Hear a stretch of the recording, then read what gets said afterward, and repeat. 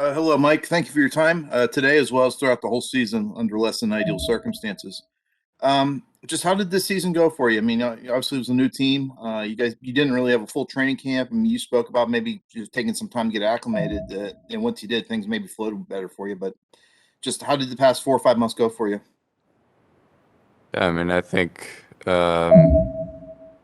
it's tough to look back with a clear mind right now. I think the sting of losing is pretty fresh still, but um, I think coming into this year, I had a lot of expectations on myself to build my game back up and get back to a level that I think I should have been at. And so I'd say coming into the year, getting injured was tough. I was hoping to come into the new team and really have an impact right away. And having to go through an injury and not being able to play was tough. But I think from then on, I kind of grabbed my game and built it up as the season went on. And I think personally, I was playing some of the best hockey of my year come playoff time. So I think that was great. But it's tough to look back on right now.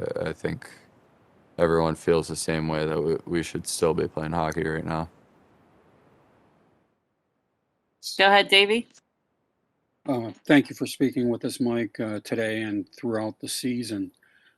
You obviously haven't been here for all of these, but this is 4 consecutive playoff disappointments for Pittsburgh. Would you guys expect maybe a little more personnel turnover than is customary in an off season because of that? I mean, that's tough for me to answer, I'd say. That's it's a little above my pay grade, I'd say. My job is to come in every day and work hard and get better and perform. And that's what I keep my focus on. And like I said, when you lose like that, you look back um, and just feel like you didn't do enough. And so that's kind of where my thought process is. And as for what goes on during the off season, that's not really up to me to decide. Taylor. With change coming, the expansion draft is coming this summer. How much is that on guys' minds, and the change is coming there by at least one player going to Seattle this summer? Well, I think now it is for sure. Going through the season and into the playoffs, I think it was far off in the distance. But now that we're in the off season, that's kind of the next thing on the schedule.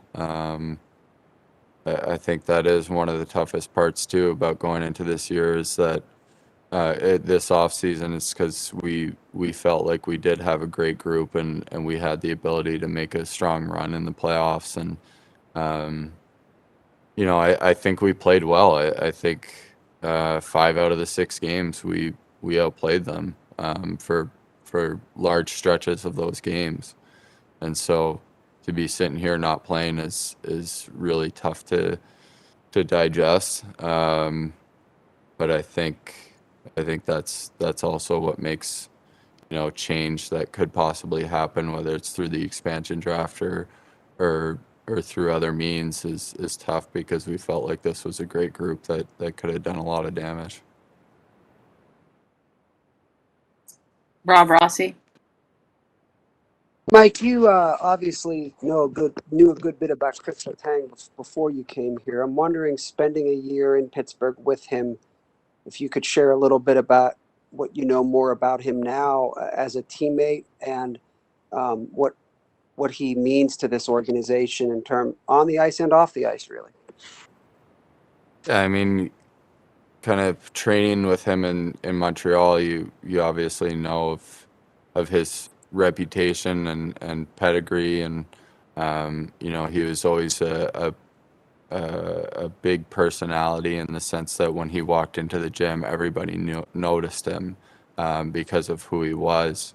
Um, and he brought so much passion to every day training hard and trying to get better, and then to now transfer that over to what he's like on his team and throughout the season, it's a lot of the same. I think he means an incredible amount to this organization, to the city.